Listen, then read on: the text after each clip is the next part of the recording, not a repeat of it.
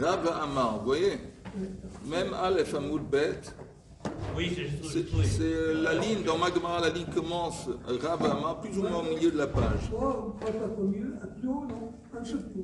Non, parce que plus ils sont hauts, ça fait partie de ce qu'on avait fait.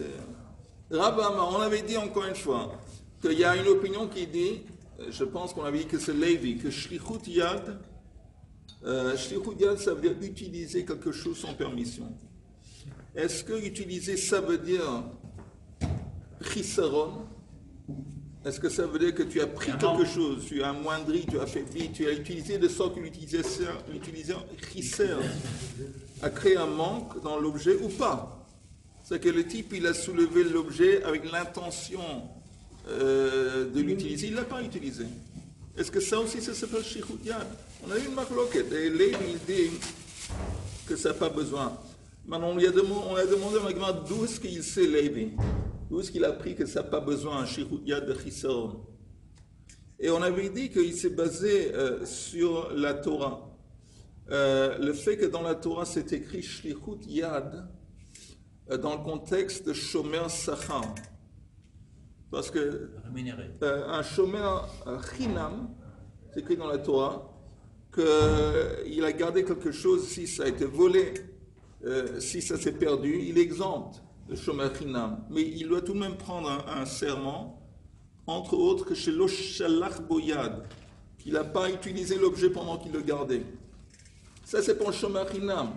Donc la Gemara dit à plus forte raison qu'un Shomer Sachar, si il avait utilisé l'objet qu'il gardait, il serait fautif. Alors pourquoi néanmoins c'est écrit, la Torah répète, dans le contexte de Shomer Sachar, qu'il doit prendre un serment qu'il n'a pas utilisé. C'est en plus. J'aurais pu le déduire à travers un raisonnement. Kalvachomer. Donc c'est là pour nous enseigner que Shlichut Yad, pas seulement Shlichut Yad dans le contexte normal d'une utilisation qui prend quelque chose de l'objet, mais même Shlichut Yad chez l'autre Sarich Chisaron. Shlichut Yad, il est responsable, mais dans un cas où Shlichut Yad ne comprend pas un Chisaron. Ça, c'était... jusqu'ici, c'est clair. Ne comprend pas le dernier mot. Que Shlichut Yad, tu es responsable, même dans un cas où la Shlichut Yad n'a pas compris un Chisaron. Shlichut Yad, l'autre Sarich Chisaron. Il n'a pas été usé. Oui, par exemple, je dis un tonneau de vin, on les vole de ça avant, et il décide de l'utiliser. En fin de compte, il n'a pas encore pris le verre. Il a soulevé, il l'a mis dans sa chambre avec le but de, mais il n'a pas encore utilisé. Ou il a utilisé comme une échelle pour grimper dessus, prendre quelque chose. Alors, est-ce que c'est Shlichut Yad, en dépit du fait qu'il n'a rien pris du tonneau? On dit, selon Lévi, on dit que oui. Et comment Lévi il sait ça? Parce que c'est répété une deuxième fois dans la Torah d'une façon qui est en plus. Et ça m'enseigne que Shlichut Yad, même où il n'y a pas de Chisaron, ça s'appelle Shlichut Yad. Okay? Là, vous mettez l'intention là-dedans. Je m'en fous de l'intention. C'est-à-dire que soit l'objet a été... Non, attends, c'est pas... Non, c'est pas seulement une intention. Il a été soulevé. Il a été soulevé, t'as raison. On a besoin il y a un acte. Il a soulevé le tonneau, il a pris quelque part. Exactement. Il n'a pas encore... Non, mais t'as raison. Mais il n'a pas... Pourquoi il a soulevé? Pourquoi il l'a pris? Parce qu'il a eu l'intention de prendre quelque chose. Oui, d'accord, mais l'action prévaut sur l'intention. On a besoin des deux. Parce que tu entends, s'il soulève le tonneau et le bouge pour le bien du tonneau, pour le sauvegarder, pour le protéger... La pensée précède l'action, ça c'est normal. Oui, c'est normal. Ok, maintenant on arrive à Rav. Tout le monde voit le mot Rav Amar. L'Otomar Shlichut Yad, ou l'Otomar Shlichut Yad, lo beshomer chinam, velo beshomer sachar. Lui, il dit que la Torah n'avait même pas besoin de dire Shlichut Yad dans le contexte un shomer chinam. Là aussi, c'est en plus. Je l'aurais appris, Shlichut Yad, que c'est un problème, Mishoel, du cas d'un emprunteur, un shoel. Parce qu'un emprunteur, un shoel, qu'est-ce qu'il fait? Il utilise. Il utilise avec permission, avec autorisation.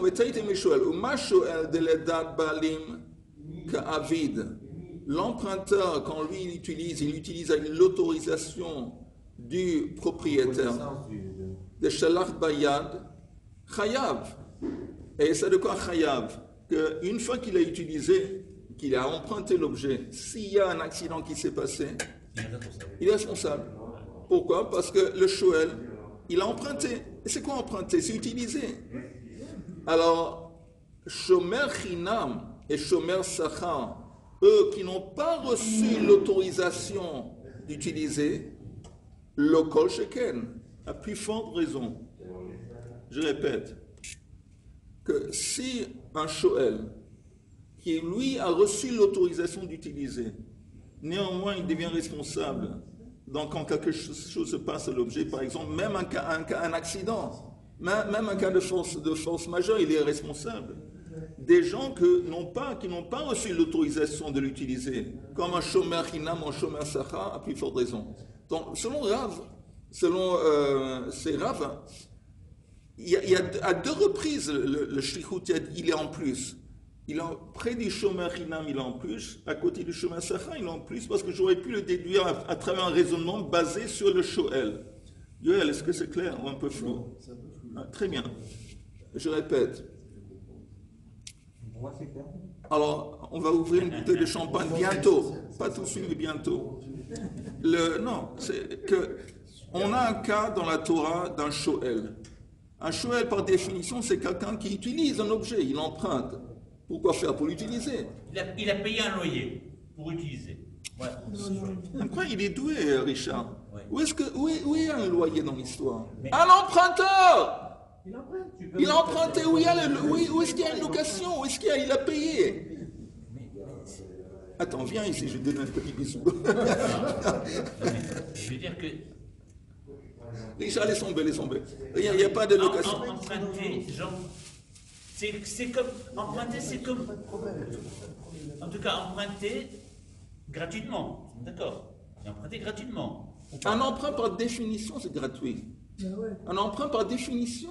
Alors, ok. Alors, on peut très bien l'associer avec le shomer chinam. Il y a un lien entre les deux.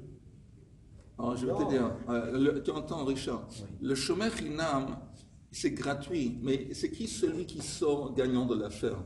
Quand il y a quelqu'un qui te garde quelque chose gratuitement. Il y a eu une relation, une iska, comment on dit iska? Il y a eu il y a eu un échange. C'est qui celui qui sort gagnant de l'affaire du shomer hinam? Le propriétaire. Et le shomer hinam, il sort perdant dans le sens que lui, il travaille, il fait un service gratuitement pour le propriétaire. Dans le cas de l'emprunteur, c'est l'opposé. C'est qui celui qui sort gagnant? C'est l'emprunteur. Et c'est qui celui qui sort perdant? C'est le prêteur, le propriétaire. C'est l'inverse. Les deux cas, ils sont similaires dans le cas où c'est gratuit. Mais dans un cas, dans le cas du le shomer hinam, c'est le shomer qui fait quelque chose gratuitement. Mais dans l'autre cas, c'est le propriétaire qui est prêt à céder son objet à quelqu'un d'autre gratuitement pour l'aider à utiliser, pour lui permettre d'utiliser gratuitement. De toute façon, je répète encore une fois, on voit dans le cas de shoel, il y a quelqu'un qui utilise un objet et il est responsable si quelque chose se passe, en dépit du fait qu'il utilise l'objet avec l'autorisation du propriétaire. Donc à plus forte raison, un shomer sachar, un shomer hinam, qui n'ont pas été autorisés à utiliser l'objet. Eux, leur but, c'était simplement de garder l'objet. À plus forte raison que eux, s'ils utilisent l'objet, ils n'ont pas été autorisés, ils vont être responsables. Donc ça, Rav d'ici, c'est comme ça. Alors c'était en plus de la Torah de dire, de préciser, Shichudia dans le contexte shomer, même shomer hinam et shomer sachar. Donc pourquoi... On aurait pu l'apprendre du shoel. Exactement, on aurait pu l'apprendre du shoel. Salut Ali. On est à la page même Aleph Amoud Bet, et un peu plus la moitié de la page. Rav Amar, encore une fois je répète Rav. Tu vois Rav? La ligne qui commence Rav. Je répète, Rav Amar l'otomar shichut yad lo beshomer chinam velo beshomer sachar. J'aurais pu le déduire du shoel. Comment? De la façon suivante. Uma shoel Deledad Baalim Ka'avid. Quand lui, il utilise, c'était avec le Dad Baalim, l'autorisation du propriétaire, David, Veshalach Bayad, Chayav. Et il est responsable, le Shoel, dans un cas même d'un accident. Shomer Chinam, le Shomer Secha, qui n'ont pas reçu l'autorisation de l'utiliser, s'ils vont l'utiliser, le Kol Sheken, à plus forte raison, ils sont responsables. Alors, si c'est comme ça, Lama Ne'ema, pourquoi c'est écrit dans la Torah Shlichut Yad, dans le contexte Shomer Secha et Shomer Chinam, c'est en plus. Jusqu'ici, c'est clair. Yoel, c'est clair, c'est plus. La réponse est Ne'ema, Chada, Lomar, une fois c'est écrit, Shlichut Yad Einet Sicha Chisaron. Pour te dire que Shlichut Yad, tu es responsable, même sans qu'il y ait eu un Chisaron. Oui, le Shlichut Yad, le type, il s'est emparé d'un objet, il n'a pas eu le temps de l'utiliser, il a utilisé sans un Chisaron, il est néanmoins responsable. Ça, c'est la raison pour laquelle un Shlichut Yad, il apparaît. Et l'autre, Ve'idach,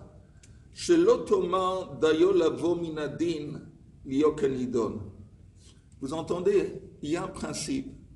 Le principe, je viens de le lire maintenant. Quelque chose que tu apprends de quelque chose d'autre, alors tu dis, si je l'apprends de quelque chose d'autre, il est comparable à fond. Comparable à fond.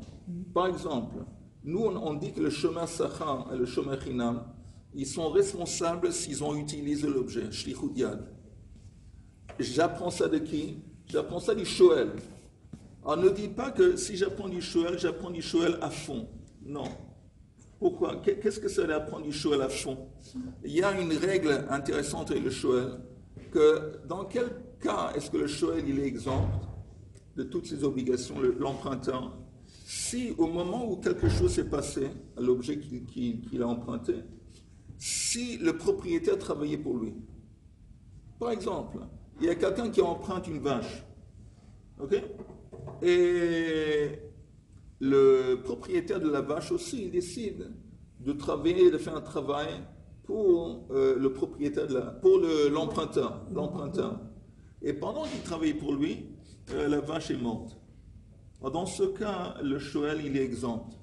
Oui. C'est le propriétaire qui est responsable. Non, il ne sait pas que le propriétaire travaillait avec la vache. Il faisait un travail, disons, il est un menuisier. Un menuisier, il faisait un travail de bois quelque part dans la maison de l'emprunteur. Et pendant qu'il travaillait pour lui, quelque chose, la vache était volée, perdue, elle est morte. Pendant qu'il était en train de travailler chez lui, dans le terrain, dans le champ, quelque chose se passe à la vache. La Torah dit dans ce cas, le Shoel, il est exempt de ses obligations. Quelle est la logique? Je ne veux pas de logique. Non, il n'y a pas de logique. Moi, je ne veux pas de logique. Si, bon, c'est un... Ils ont voulu chacun travailler sans passer par les impôts. Attends, Richard, je peux te dire un truc. Non, je vais te dire, déjà l'idée, le concept est légèrement compliqué. Alors pourquoi ils mettent le paquet? Chacun travaille pour l'autre. Non, c'est ce que j'ai dit. Pourquoi compliquer la vie? D'abord, on va essayer de comprendre. Tout le monde a compris ou pas? Oui. Je comprends que c'est... Il y a un troc. Non, mais tu me dis, moi, si tu n'as pas compris. Il n'a pas fait un truc contre un truc. Mais j'ai besoin de... c'est intéressant. En fait, c'est peut-être, il faut le comprendre si c'est un échange. C'est-à-dire, moi, je te prête ma vache, mais je compte sur toi pour me faire les amandes dans la cuisine. Alors, mais pourquoi ce que j'ai dit à Richard, pourquoi compliquer la vie? Pourquoi compliquer la vie? Non, c'est intéressant. Qu'est-ce qui se passe si l'emprunteur aussi, subitement, il a été appelé à Honolulu pour régler l'affaire est liée avec pas parler d'Honolulu. Non, mais c'est un acte direct. Non, mais je dis que si c'est un échange de services, c'est plus facile à comprendre, c'est tout. Alors, je répète, je retourne à la vision globale. Je retourne à la vision globale de la Sugia. Rav, lui, il a établi que le mot shlichut yad, quand la Torah dit que si tu as shalach bayad, si tu as utilisé l'objet, monsieur Shomer, à partir de ce moment tu deviens responsable, de dire ça dans le contexte du Shomer Hinam et dans le contexte du Shomer Sacha, c'est en plus. C'est en plus. Il n'y avait pas besoin de le dire parce que j'aurais pu l'apprendre de où? Du Shoel. Parce que le Shoel, l'emprunteur qui utilise, il utilise quoi un emprunteur? Il emprunte pour l'utiliser. Il l'utilise avec autorisation. Et néanmoins, il devient responsable si quelque chose se passe. Donc les Shomrim qui ont utilisé sans autorisation, à plus forte raison, ils vont être responsables. Alors pourquoi c'est écrit? Alors Rav dit, il y a deux choses qu'on apprend, parce qu'il y a deux reprises que c'est écrit. Donc chaque fois que c'est écrit, ça vient nous enseigner quelque chose. Première chose que ça nous enseigne, que shlichut yad, l'autre sarich chisaron. Que utiliser d'un manque. Ça c'est un.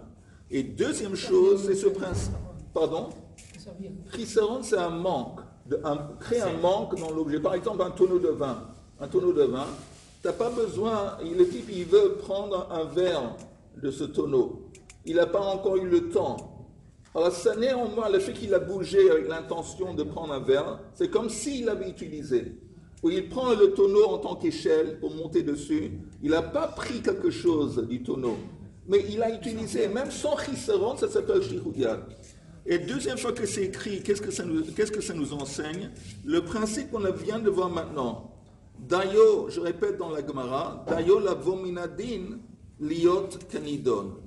Si tu apprends quelque chose de quelque part d'autre, alors tu as pu penser que je vais comparer à l'autre à fond. Pas seulement je vais dire que de la même façon que le Shoel, il est responsable quand il a fait shlichut yad, alors lui aussi, pas seulement ça, mais de tout point de vue. C'est quoi de tout point de vue? Oh, de la même façon que le Shoel, si le propriétaire de l'objet travaillait pour lui, il serait exempt. Je dirais que la même idée s'applique au Shomer Sachar et au Shomer Hinam. Et c'est pour ça que c'est écrit une deuxième fois pour te dire que non. Pour te dire que non.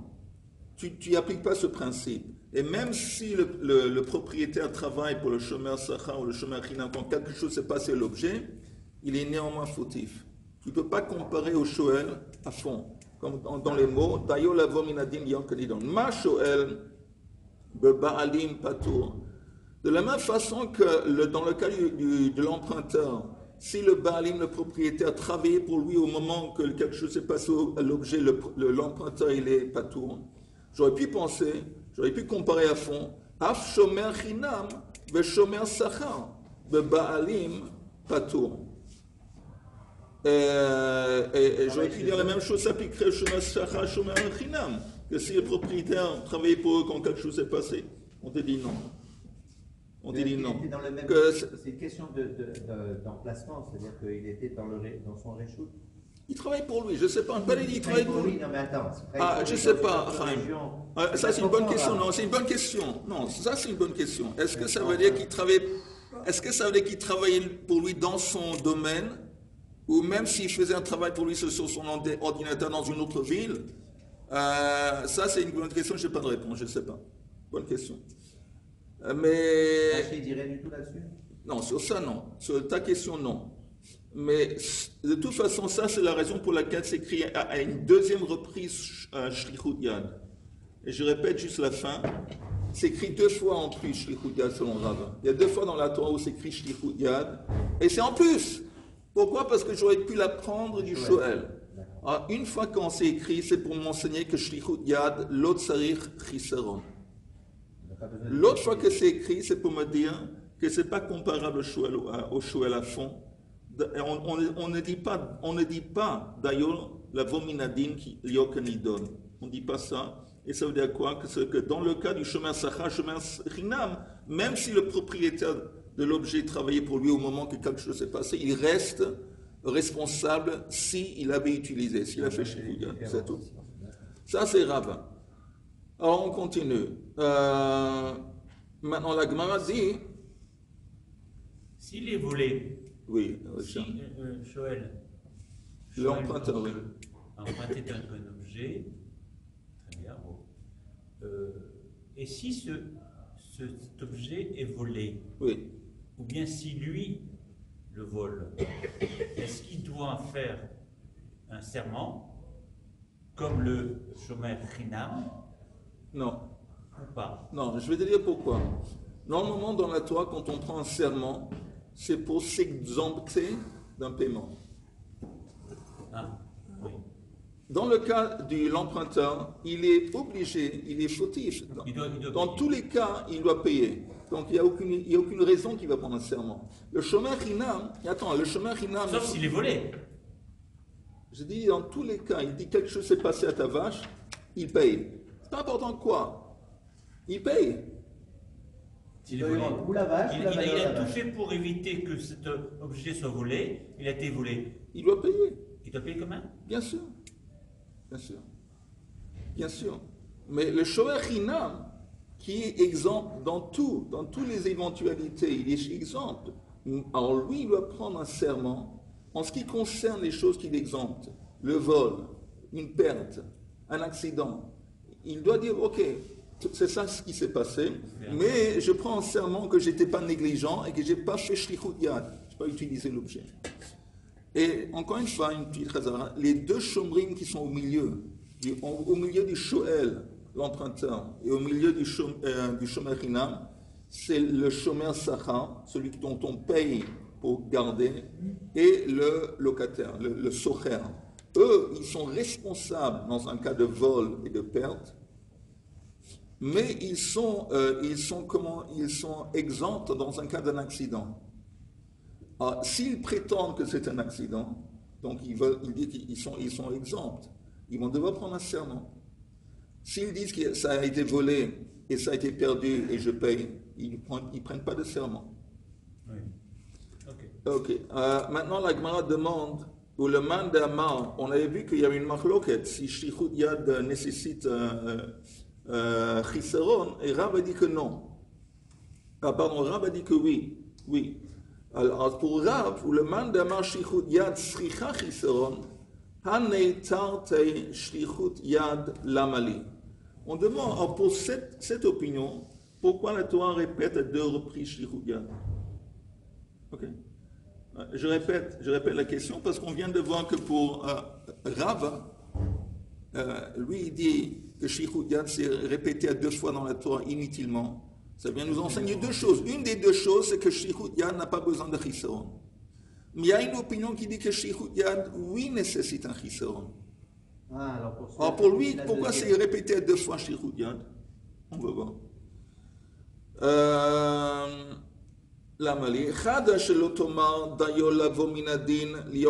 Première chose pour me dire que tu ne peux pas comparer le shomer sachar et le shomer chinam à l'emprunteur à fond. Que tu ne peux pas comparer à fond. Ve'idach, l'autre fois que c'est écrit, Shlichut Yad, le Chedetanya. Venikrav balabait el Elohim. C'est écrit, la vérité, je me rappelle pas. Attendez une seconde, voilà. Je pense que c'est le Shomer Chinam. C'est écrit que Nikrav balabait el Elohim. Elohim, normalement c'est les juges. Et le balabait, c'est le Shomer. Le Shomer, il est apporté au juge. Pourquoi faire? Pour dire qu'il n'y a pas eu de Shlichut Yad. Ok? Regarde, je vous lis le verset. Im lo imatse aganav. Il prétend que ça a été volé. Maintenant, si on n'a pas trouvé le shomer chinam, il me semble. Im lo imatse aganav, venikrav balabait el Elohim. Il est apporté au juge. Im lo shalach yado b'melechet re'u. Et il doit confirmer qu'il n'a pas shalach yado, il n'a pas utilisé l'objet avant que ça ait été volé. Parce qu'on dit bien que s'il avait utilisé, il devient responsable. Et la Gemara demande, c'est quoi nikrav? Regardez encore une fois dans les mots de la Gemara. Venikrav balabait el Elohim, les shvu'a. Est-ce que ça veut dire qu'il doit prendre un serment quand il est apporté au Beit Din? C'est quoi? Est-ce qu'il doit jurer qu'il n'a pas utilisé et que ça a été volé? Ou peut-être c'est suffisant d'être apporté, il a été apporté au Beit Din il n'a pas encore pris un serment. Pas encore pris un serment. Alors, ça c'est la question. Regardez juste le Rashi. Regardez le Rashi, qui est à peu près 10 lignes d'en bas de la page. Le Rashi qui dit les Shvoa, vous voyez? Les Shvoa. Vehachi ke'amar. Im lo yimatse kama she'amar, shenignava. Elahu ganava. Il s'avère que lui a prétendu, le chômeur, que ça a été volé. Après, il y a des témoins qui arrivent. Il dit non, on a vu que lui, il a empoché l'objet. C'est chez lui. Veukfar nikrav el dayanin leshua venishpa la sheka. Il a déjà été pris un beidin, il a déjà pris un serment. Il savait qu'il a menti. Veachar karba waidim. Et après, les témoins sont venus et ont témoigné qu'ils l'ont vu chez lui. Asher yarshiuna dayanim yishalem kefel. On dit que ce chômeur Hinam, on avait parlé de ça avant, il doit payer 2 fois. Ouais. 2 fois la valeur de l'objet il a prétendu que ça a été volé. Après, il a pris un serment. Après, les témoins ont venu pour dire en fin de compte, ils l'ont vu chez lui. Il doit payer 2 fois. Oui. La question c'est, est-ce qu'il doit prendre un serment? Ou c'est suffisant qu'il dit au Beit Din, avant qu'il a pris le serment, ça a été volé. Et tout de suite après, il y a des témoins qui arrivent et disent on l'a vu chez lui. Il n'a pas eu le temps de prendre un serment. Est-ce que là aussi, il doit payer un kefel ou est-ce que le paiement du kefel, c'est seulement après qu'il a prêté serment? Ah, les qu'on appelle ça. Non, pas des idim purs. Non, c'est pas ça même. Des idim. Paye qu'une seule fois, parce qu'il a pas paye qu'une seule fois. Non. Ah, justement, c'est ça la question. C'est ça la question que demande la Gemara. Est-ce que l'obligation de payer le double, c'est seulement après qu'il a dit ce qu'il a dit, il a prêté serment, ou même avant? Même, il a dit au Beit Din que ça a été volé. Il n'a pas eu le temps de prêter serment, il n'a pas eu le temps, et les témoins sont tout de suite venus, on dit qu'on l'a vu chez lui. Est-ce que dans ce cas aussi, il doit payer un kefel? Ça, c'est la question que demande la Gemara. On va voir dans les mots de la Gemara. Mais à qui il a dit qu'il n'avait pas pris? Au Beit Din. Il n'a pas eu le temps de jurer, de faire le serment. S'il n'a pas eu le temps de faire le serment, on pose la question, s'il n'a pas fait le serment et qu'il a été confondu par d'autres témoins, ça peut ne pas être considéré double, donc c'est une fois. Oui. Ou peut-être où ça. Il a affirmé au propriétaire et qu'il y avait un témoin qui n'avait pas volé, il est chayav le fois. Ça, c'est ce que la Gemara demande. Cette obligation de payer le double, est-ce que c'est seulement après qu'il a prêté serment dans le Beit Din ou même avant? Ce qu'il était dans le Beit Din, il a dit que ça a été volé. On lui a pas encore imposé un serment. Et là, tout d'un coup, il y a des témoins qui arrivent. En principe, de payer le double. On va voir. Parce que... Non, mais ça, il n'a pas prêté serment. On va voir, c'est une question. On va voir. Je voudrais poser une question technique. Attends. Je voudrais poser... il doit payer le double. S'il rend l'objet, ça fait 1, et il paye ensuite la même somme du montant de cet objet. C'est ça. Donc c'est pas, il rend l'objet, plus il paye une fois l'objet. Oui, il faut préciser ça. Oui, ça c'est la définition de kefel. Voilà. Mais qui normalement est celui qui doit payer un kefel? Normalement, c'est qui celui qui doit payer un kefel automatiquement? Celui qui a emprunté gratuitement. Non, normalement, le concept, le paiement d'un double, c'est qui celui qui est censé obligé de payer le double? Celui qui a prêté serment, qui a menti. Non, simple.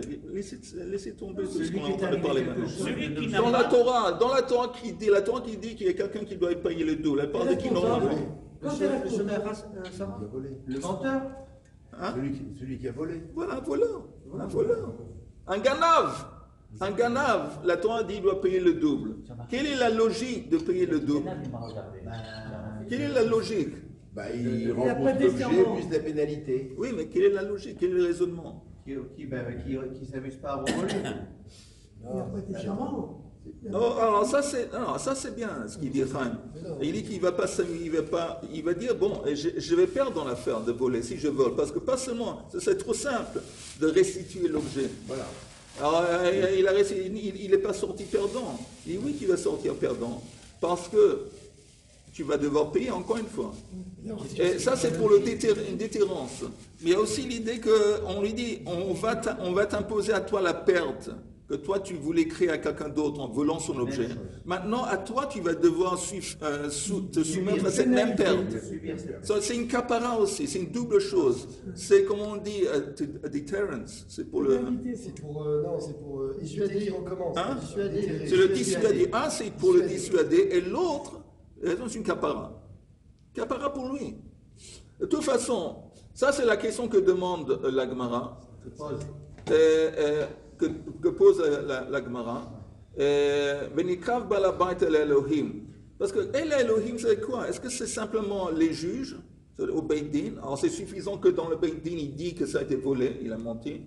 Ou el Elohim, ça ne veut dire pas seulement les juges, mais Elohim dans le sens d'Akadosh Baruch Hu qui a pris serment.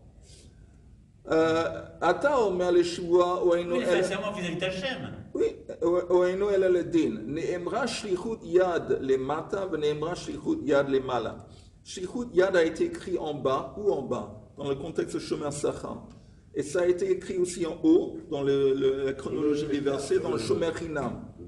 Mal halan, quand on parle du Shomer Sachar, les shua, afkan les shua. Parce que vous entendez, dans le cas du Shomer Sachar, je vous lis le verset. Dans le cas du Shomer Sachar, c'est explicite qu'on parle d'un serment. C'est écrit Shvuat Adonai tiye ben shnehem, im lo shalach yado b'melechet re'eu, velakach ba'alav velo yishalem. Et là, c'est écrit Shlichut Yad, et c'est écrit aussi explicitement qu'il a pris serment. Donc, quand c'est écrit Shlichut Yad en haut, quand on parle du Shomer Hinam, ça veut dire aussi que quand c'est écrit El Elohim, on parle d'un serment. On ne parle pas simplement qu'il a dit, il a affirmé, il a pris un serment. Et là, il doit payer le kefel. Mais s'il avait été pris au Beit Din, il avait dit quelque chose, il n'avait pas encore prêté serment, il ne doit pas payer le double, il doit restituer l'objet, le Shomer Hinam. Normalement, quand tu vas au Beit Din, c'est avant que tu jures que tu vas dire la vérité. Le serment, il est obligé, avant qu'il commence à parler, il ne rencontre pas le Beit Din, il lui pose des questions, il répond qu'il n'a pas, et puis après il dit, bon, maintenant tu vas jurer. Absolument. Ah ben alors ça veut dire que c'est pas possible. Quoi, c'est pas possible? Non, absolument, t'as raison, Chaim, t'as raison. Tu jures de dire la vérité, rien non, que la vérité. Chaim, t'as raison. Normalement, d'abord, il affirme, il prétend que ça, c'est les faits. Après, on lui dit, maintenant, prends un serment. Il y a un problème, parce que normalement, quand tu rentres dans un truc de justice, que ce soit religieux ou pas religieux, on te dit que tu dois jurer de dire que la vérité. Ah, alors ça c'est la différence. Et bien sûr, tu fais un serment que ce que tu vas sortir de ta bouche, c'est avec responsabilité et engagement. D'abord, je vais te dire, engagement. Aujourd'hui, si je ne me trompe pas, que dans un mishpat aujourd'hui, et je ne sais pas s'ils le font toujours, mais ils apportent une Bible. Oui. Il met la main dessus et il dit, c'est pas un serment. Il dit, tu affirmes que tout ce que tu vas dire va être vrai. Voilà. Mais il dit, c'est pas un serment. Ici, c'est quoi attends, dans la Torah, c'est quoi un serment? Beshem Hashem. Il doit dire un inishba, il dit Shem Hashem, Amash, Shem Mefura, Shem Akadosh Baruch Hu. Là, tu dis pas Shem, tu mets la main sur la Bible et tu dis, j'affirme que ce que je vais dire, c'est vrai.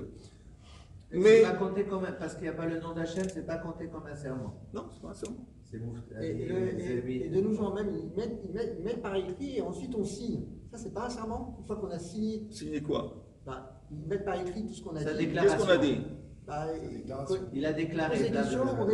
Il met tout par écrit et après on signe. C'est pas un serment. Un serment, par définition, c'est quand tu impliques, tu utilises le nom d'Akadosh Baruch Hu. Oui, mais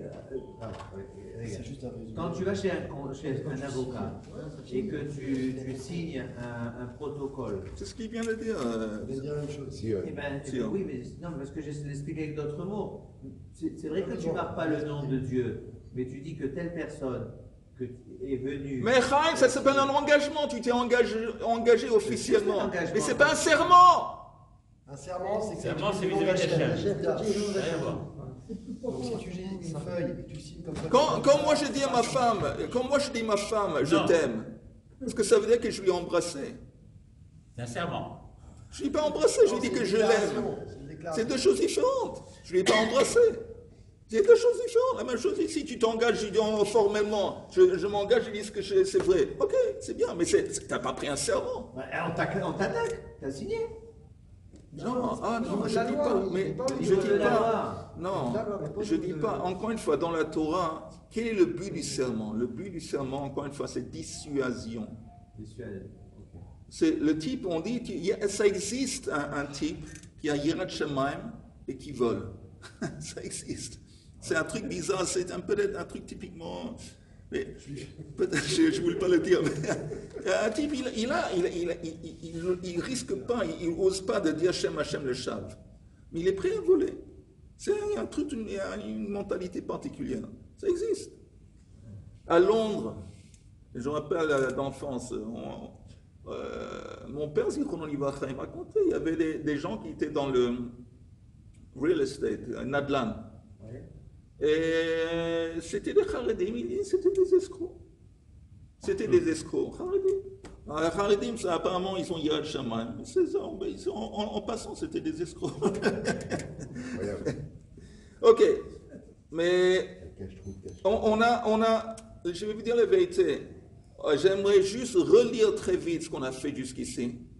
Et pour être sûr qu'on a tous maîtrisé. Parce qu'on n'a pas fait beaucoup, mais j'espère que ça va être clair. Je vais relire vite, et comme ça, dans les 5 minutes à venir, j'espère qu'après cette lecture, tout le monde soit clair, comme un ciel bleu limpide pour tout le monde. Monsieur poète.